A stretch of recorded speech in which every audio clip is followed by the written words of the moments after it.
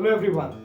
सो आज हम बात करेंगे कि आप आइल्स के रीडिंग सेक्शन में बहुत अच्छा कैसे स्कोर कर सकते हो। So you I have these 13 tips. अगर आप ये सारे 13 टिप्स अगर आप फॉलो करते हो तो I am 100% sure that you will be scoring very well in the IELTS reading section. ये वीडियो हिंदी में मैं बना रहा हूँ, पर अगर आपको यही वीडियो इंग्लिश में भी चाहिए तो आप मुझे मेरे कमेंट्स में लिख दीजिए, so that I will make the video in English as well. And इसके अलावा रीडिंग के अलावा मैंने लिसनिंग, राइटिंग और स्पीकिंग पे भी वीडियोस बनाए हैं, तो आप मेरे चैनल पे जाएं, सब्सक्राइब करें। अगर आपको वो वीडियोस भी देखिए और अगर आपको ये वीडियो अच्छा लगे तो प्लीज़ अपने दोस्तों के साथ शेयर भी करिएगा। सो आज हम बात करेंगे आइल्स रीडिंग की। स्टार्टिंग करते हैं आइल्स रीडिंग के फॉर्मेट की।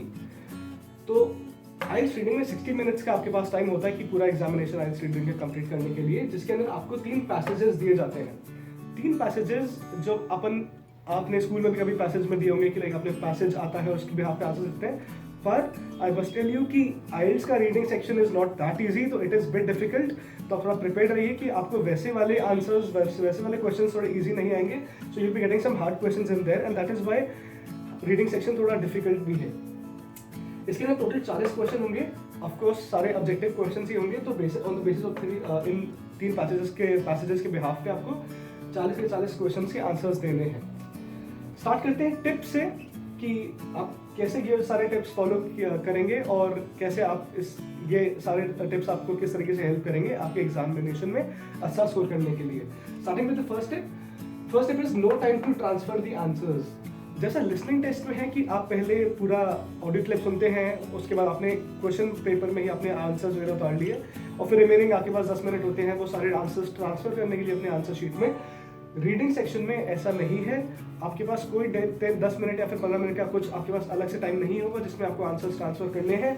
सो इट इज मैंडेटरी कि आप जैसे जैसे आप आंसर देते जाओ, आपको सीधा आंसर शीट्स में ही आप आंसर देते जाइए जो आपको पता है कि जो आपने करेक्ट आंसर दिया है।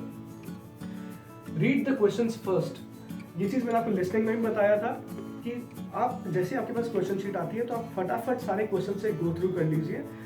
जब आप पहले पैसेज पढ़ेंगे फिर क्वेश्चन देंगे तो उसका कोई मतलब नहीं है, बिकॉज हम वहाँ पे कोई चीज़ समझने नहीं जा रहे हैं, हम वहाँ पे एग्जाम क्रैक करने जा रहे हैं। तो इट इज़ मैंडेटरी कि आप पहले सारे क्वेश्चंस को समझिए और उसके बाद जब आप पैसेज पढ़ेंगे तो आपको पता चल जाएगी कौन कौन से क्वेश्चन के कौन कौन से किस हिसाब से आंसर्स मिल जाएंगे।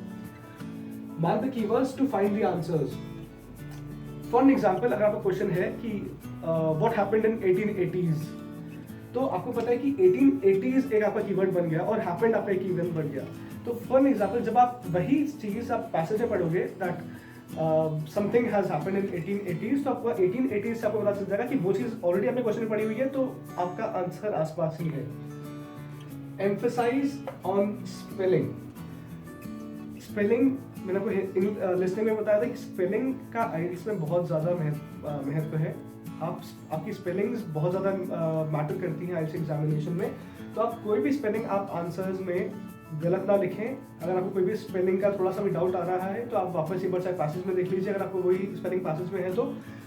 बट अगर आपने that's what I am saying कि स्पेलिंग में आपका बिल्कुल वो नहीं होना चाहिए कि आप स्पेलिंग आपकी बिल्कुल करेक्ट होनी चाहिए। Underline the keywords in the passages. तो जो आपने कीवर्ड्स आंसर्स में पढ़े, क्वेश्चंस में पढ़े हैं, वही कीवर्ड्स आपको अपने पैसेजेस में मार्क करने हैं। अगर सोचिए कोई आपको आंसर नहीं मिलता और आपको कीवर्ड मिल गया पर आपको अभी तक आंसर नहीं मिला है, तो आपके पास वो कीवर्ड अंडरलाइन होगा पैसेज में। तो जब बाद में आपका जब एग्जामिनेशन थोड़ा आपके पास रिमेनिंग टाइम बचेगा, तब आप वही कीवर्ड्स या फिर वही अंडरलाइन कीवर्ड की वजह से आप उस टाइम भी अपना आंसर ढूंढ सकते हैं। Use pencil. पैसेजेस में कीवर्ड्स मार्क करने के लिए कुछ भी हल्का कुछ नोट्स वगैरह आपको बनाने हैं तो यूज पेंसिल, बिकॉज अगर आपने पेन से लिखा तो वो डिस्ट्रैक्ट थोड़ा हो जाओगे आप थोड़ा पैसेज में लास्ट टाइम पे। तो इट इज़ मैंडेटरी कि आप पेंसिल यूज करें अपने पैसेजेस में। अगर आपको कोई कीवर्ड नहीं लग रहा है तो आप इरेज भी कर सकते हैं, आपके पास इरेजर होगा, तो आप पेंसिल यूज करिए। Forget the left and focus in next. ये चीज़ मैंने अगेन लिसनिंग में बताई थी कि कोई भी अगर आपको क्वेश्चन का आंसर नहीं मिल रहा है तो उसको हैंड टू हैंड छोड़ो, अगले आंसर पे बढ़ो। अगर आप एक क्वेश्चन के पीछे रहेंगे कि आपने एक क्वेश्चन का ही आंसर नहीं मिल रहा बट आप you keep on searching the answer of that question, तो आपका टाइम आप थोड़ा सा कम कर रहे हैं, आपका थोड़ा सा वहाँ पे टाइम वेस्ट हो जाएगा। सो इट्स बेटर कि ये वाला क्वेश्चन छोड़ो, अगले क्वेश्चन पे ध्यान दो और रिमेनिंग जब आपके पास जब बाद में टाइम बचेगा तब आप इस क्वेश्चन का आंसर ढूंढें। Coming towards the 8th tip, don't read slowly. वहाँ पे आपको पैसेज कुछ पूरा पढ़ने की ज़रूरत नहीं है, और अगर आपको पैसेज पढ़ना भी है तो आपको फटाफट पढ़ना है। मैंने आपको फास्ट रीडिंग के लिए स्किमिंग और स्कैनिंग आपको यहाँ पे बता रहा हूँ। तो आई एम जस्ट टेलिंग कि आपको वहाँ पे पैसेज आप धीरे धीरे ना पढ़ें, फटाफट पूरा गो थ्रू करिए और क्वेश्चन के आंसर दीजिए। No need to understand everything. Of course आप आईएलटीएस में एग्जामिनेशन आप किसी फॉरेन कंट्री में जाने के लिए देना चाहते हो, तो इसके लिए ये तो ज़रूरी नहीं है कि आपने पूरा पैसेज समझा और उसके बाद आपने आंसर्स दिए। नहीं, क्वेश्चंस पढ़िए, क्वेश्चन के कीवर्ड्स के बिहाफ पे आंसर्स निकालिए और अगले क्वेश्चन में पढ़िए। There is no need to understand everything, every bit of it. जो छोटा मोटा आपको अंडरस्टैंडिंग पैसेज करना पड़ेगा वो थोड़ा बहुत अंडरस्टैंड करें और अपने क्वेश्चन के आंसर देते जाइए। Read the instructions carefully. जब आपका क्वेश्चन पेपर आएगा तो वहाँ पे आपके ऊपर इंस्ट्रक्शंस लिखे होंगे कि आपको आंसर्स किस बेसिस पे देने हैं।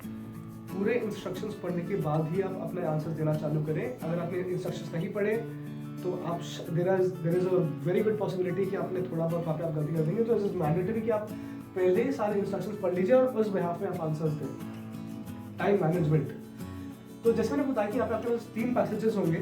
पहला इजी होता है, फिर बीच वाला थोड़ा डिफिकल्ट और लास्ट वाला ज़्यादा डिफिकल्ट होता है। तो आपके पास 60 मिनट्स है, तो इसका मतलब ये नहीं कि आपने 20 तीनों को डेडिकेट कर दिया।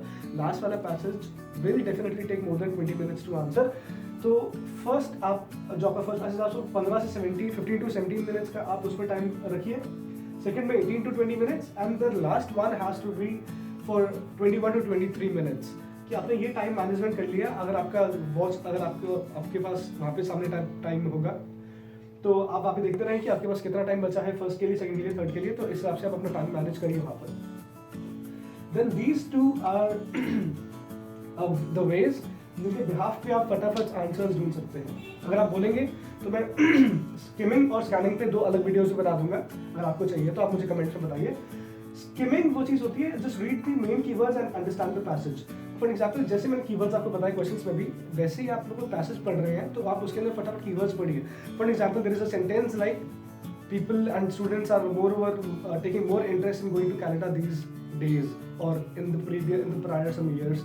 सो आपका इसके कीवर्ड्स हो गए कि स्टूडेंट्स गोइंग टू कनाडा। तो ये आपके 3 वर्ड्स हो गए। आप इन 3 वर्ड्स को, आप कीवर्ड्स को पढ़ो and then move on to the next line, तो this is what skimming is. And वही स्कैनिंग वो चीज़ है कि आपने spot the keyword in the question and then find it in the passage. आपने कीवर्ड क्वेश्चन में देख लिया।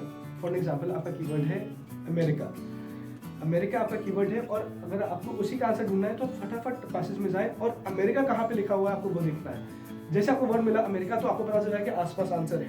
तो this is what scanning is. तो मैंने आपको स्किमिंग और स्कैनिंग दोनों का एक ब्रीफ इंट्रोडक्शन दे दिया है। अगर आपको बोलेंगे तो मैं कमेंट्स में बताइए, मैं इन दोनों पे फुल वीडियो भी बना दूंगा।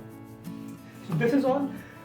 ये सब अगर आप टिप्स फॉलो करते हैं तो I'm 100% श्योर कि आप रीडिंग में बहुत अच्छा स्कोर कर सकते हैं। अगर आपको ये वीडियो मेरा अच्छा लगा होगा, आपको मेरे इंस्ट्रक्शंस, मेरे टिप्स अच्छे लगे हैं, तो please like, share and subscribe the video and I will keep on making more videos for you guys. अगर आपको कोई भी प्रॉब्लम है, अगर आपको कोई भी और क्वेश्चन है तो प्लीज़ मेरे कमेंट सेक्शन में लिखिए कि आपको क्या क्वेश्चन है, एंड आई मेक श्योर कि मैं आपके सारे क्वेश्चंस और क्वेरीज का आंसर दूंगा।